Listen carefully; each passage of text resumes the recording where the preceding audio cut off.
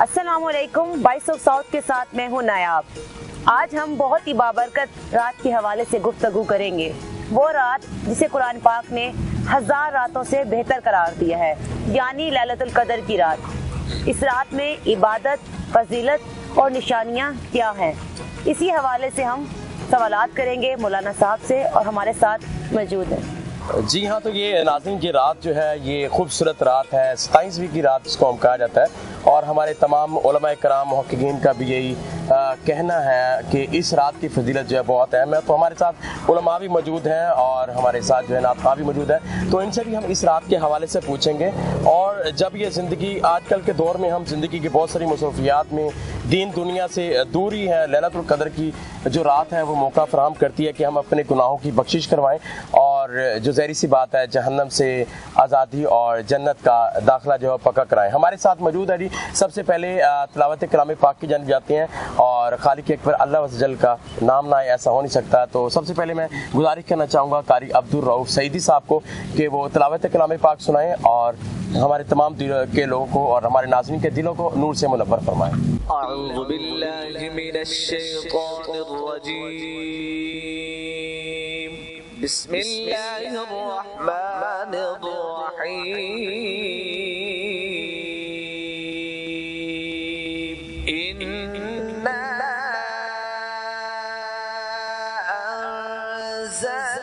अंज़लनाहु फी लैलतिल क़द्र वमा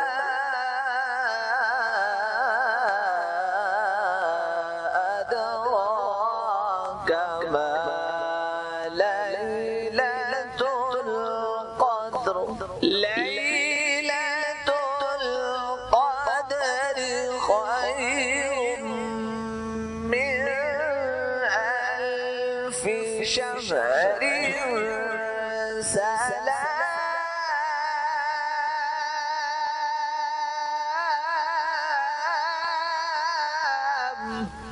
تنزل الملائكة والروح فيها من كل أمر سلام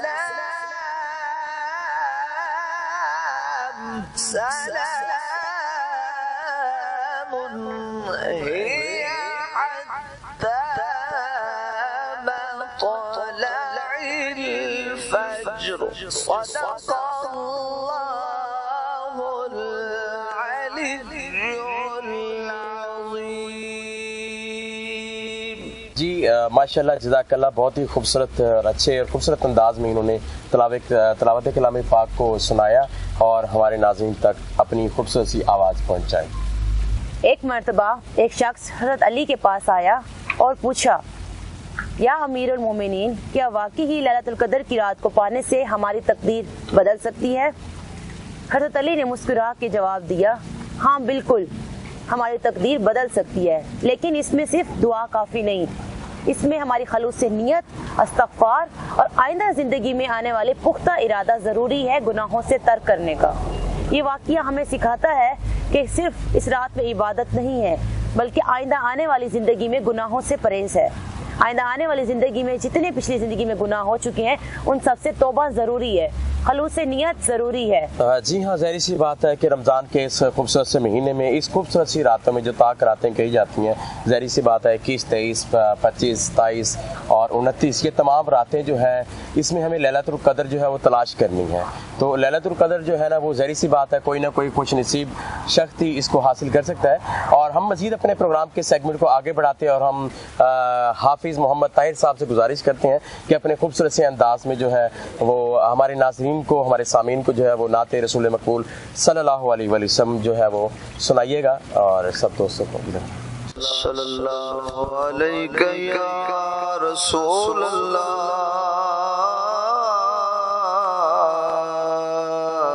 वसल्लम अलैका या हबीब अल्लाह। हाँ है बेसब्री बड़ी दिल नो दुआ मंगे ओ सबर या صبری بڑی دل نو دعا منگیو صبر آوے ہے بے صبری بڑی دل نو دعا منگیو صبر آوے جڑے مکھ دی ہے سکھ سانو او مکھ سالا نظر آوے جڑے مکھ دی ہے سکھ سانو او مکھ سالا نظر آوے ابو ایوب دیوانگو میری کلی بھی سجوے سی ابو ایوب دیوانگو میری کلی بھی سجوے سی او سارے رسولاں دا او سارے رسولاں دا کدی میرے جے گھر آوے او سارے رسولاں دا او سارے رسولاں دا کدی میرے جے گھر آوے شب معراج رب بولا رکے جبریل سدرات شب معراج رب بولا رکے جبریل سدرات میرے محبوب نو آکھو میرے محبوب نو آکھو او بن پوچھیاں گزر آوے شب معراج رب بولا رکے جبریل سدرات میرے محبوب نو آکھو میرے محبوب نو آکھو او بن پوچھیاں گزر آوے کیا شبیر نے یارو منج رکھیاں اے سر سجدے میرے نانے نو جایا کھو او خود چاوڑ لے سر آوے میرے نانے نو جایا کھو میرے نانے نو جایا کھو او خود چاوڑ لے سر آوے ہے بے صبری بڑی دل نو دعا منگیو صبر آوے مرن تو بعد اے حاکم ایہا دل وچ تمنا ہے مرن تو بعد اے حاکم ایہا دل وچ تمنا ہے جدے لئی مر کے آیا واں جدے لئی مر کے آیا واں او خود ملنے قبر آوے جدے لئی مر کے آیا واں جدے لئی مر کے آیا واں او وچ ملنے قبر آوے ہے بے صبری بڑی دل نو دعا منگیو صبر آوے جڑے مکھ دی ہے سکھ سانو او مکھ سالا نظر آوے جی ماشاءاللہ جزاک اللہ او ملن مینو خود آوے. کیا بات ہے جی, بڑا کمال آپ نے اشعار جو ہے وہ لاسٹ میں بیان کیا ہے. جتنے ناظرین ہمارے ساتھ موجود ہیں, علامہ محسن علی علوی صاحب ہمارے ساتھ موجود ہیں, اور ان سے ہم ذریعے سے بارہ ٹائم کو بنا ویسٹ کیے پہلے سوالات کرتے ہیں کہ 27ویں کے حوالے سے. تو ان سے پوچھتے ہیں کہ لیلۃ القدر کی, سب سے پہلا ہمارا سوال یہ ہے کہ لیلۃ القدر کی فضیلت کے بارے میں تھوڑا سا بتائیے گا ہمارے ناظرین کو, پھر آگے کی طرف چلتے ہیں. اعوذ باللہ من الشیطان الرجیم, بسم اللہ الرحمن الرحیم, الحمد للہ رب العالمین, والصلاة والسلام علی سیدنا و مولانا ابی القاسم محمد مصطفیٰ صلی اللہ علیہ وآلہ وسلم وعلی آلہ الطیبین الطاہرین المعصومین علیہم الصلاۃ والسلام. اما بعد, قال اللہ تعالی فی القرآن المجید, بسم اللہ الرحمن الرحیم, انا انزلناہ فی لیلۃ القدر وما ادراک ما لیلۃ القدر, لیلۃ القدر خیر من الف شہر, تنزل الملائکۃ والروح فیہا بإذن ربہم من کل امر, سلام ہی حتی مطلع الفجر. آپ کے سامنے قرآن مجید کی آیہ سورت کی تلاوت کا شرف حاصل کیا ہے, جو کہ اسی رات کی عظمت کو ببانگ دہل بتا رہی ہے. کہ اس رات کی عظمت کوئی مولوی, کوئی مفتی, کوئی قاری, کوئی ذاکر, کوئی خطیب نہیں بتا رہا, بلکہ اللہ خود قرآن مجید کے اندر ایک سورت, مکمل سورت نازل کر کے اس رات کی عظمت کو بیان فرما رہے ہیں. اور فرماتے کیا ہے اللہ پاک, بسم اللہ الرحمن الرحیم, شروع اللہ کے نام سے جو بڑا مہربان نہایت رحم کرنے والا ہے. انا انزلناہ فی لیلۃ القدر, ہم نے قرآن مجید کو اس قدر والی رات کے, قدر یعنی صاحب عزت رات میں ہم نے اس قرآن مجید کو نازل فرمایا.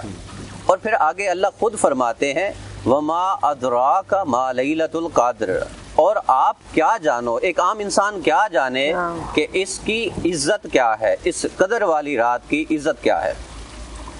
پھر عزت خود اللہ بتا رہے ہیں. کیا بتاتے ہیں؟ لیلۃ القدر خیر من الف شہر, کہ یہ وہ قدر والی رات ہے, وہ عزت والی رات ہے جو 1000 مہینوں سے افضل رات ہے. اگر کیلکولیٹ اس کو کیا جائے تو تقریباً 83 ایئرز بنتے ہیں, جو 83 ایئر سے بھی یہ افضل رات ہے. ایک شخص متواتر 83 ایئر کنٹینیوسلی عبادت اللہ کی کرتا رہے, دوسرا شخص بیٹھ کر صرف اس رات کو عبادت کر لے خلوص نیت کے ساتھ, اس کی ایک رات کی عبادت جس نے 83 ایئر عبادت کی ہے, اس سے یہ افضل عبادت شمار ہوگی. ماشاءاللہ. یہ عام کوئی بندہ نہیں کہہ رہا, آپ کہہ لیں کوئی مفتی صاحب نہیں کہہ رہے, یہ اللہ کا کلام ہے. قرآن مجید میں خود اللہ فرما رہا ہے کہ اس رات کے اندر جو شخص بیٹھ کر عبادت کرے گا, خلوص نیت کے ساتھ عبادت کرے گا, تو اس کی عبادت 83 سال کی. اور یہ حضور پاک صلی اللہ علیہ وسلم کی طرف سے یہ ہمیں, ہماری امت کو, یعنی رسول پاک صلی اللہ علیہ وسلم کی امت کو اللہ نے تحفہ دیا ہے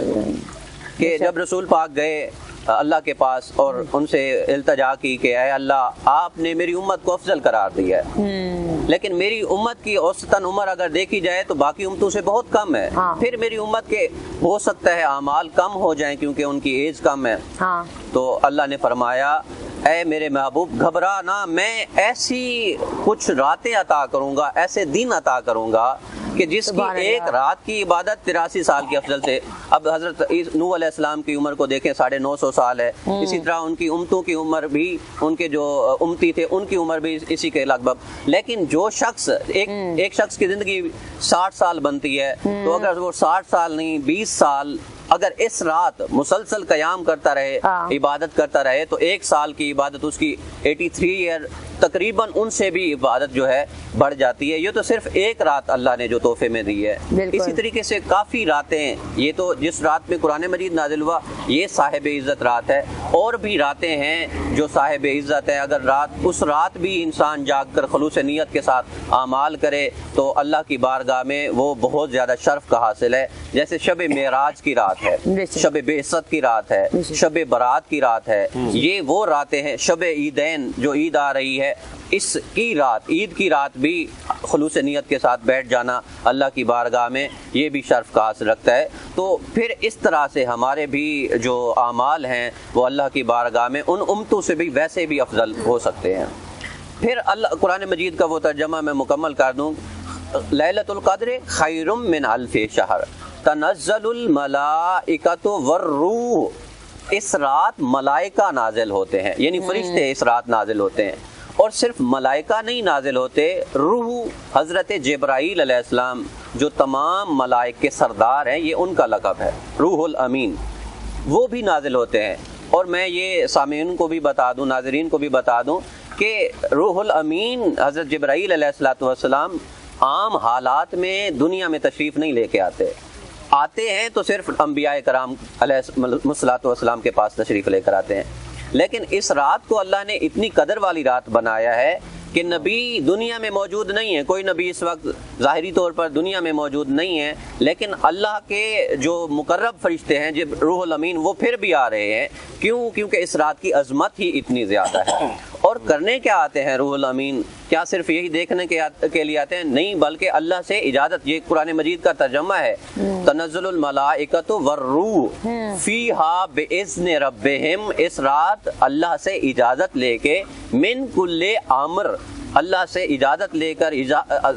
آتے ہیں زمین پر، سلام ہے حتی مطلع الفجر، سلامتی لے کر نازل ہوتے ہیں، اور حتیٰ کہ طلوع فجر صبح ہو جاتی ہے۔ یہ ساری رات اب جبرائیل امین دیکھتے ہیں کہ جو شخص اللہ کی بارگاہ میں دعا کر رہا ہے تو جو چیز مانگ رہا ہے اللہ سے اجازت تو انہوں نے پہلے لی ہوتی ہے، کسی شخص کو موت لکھنی ہے وہ اس رات جبرائیل امین اٹل فیصلہ کر دیتے ہیں،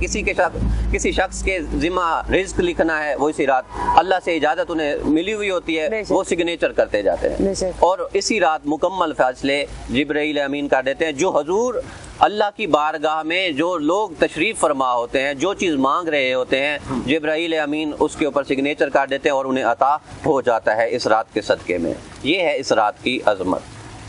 اس رات میں کون سی عبادت سب سے زیادہ فضیلت رکھتی ہے؟ جی، اگر یہ دیکھا جائے کہ اس رات کے اندر کون سی عبادت سب سے زیادہ فضیلت رکھتی ہے، تو حضور کریم صلی اللہ علیہ وسلم فرماتے ہیں، حدیث مبارکہ ہے کہ اس رات کے اندر اگر ایک شخص بیٹھ کر صرف جاگ رہا ہے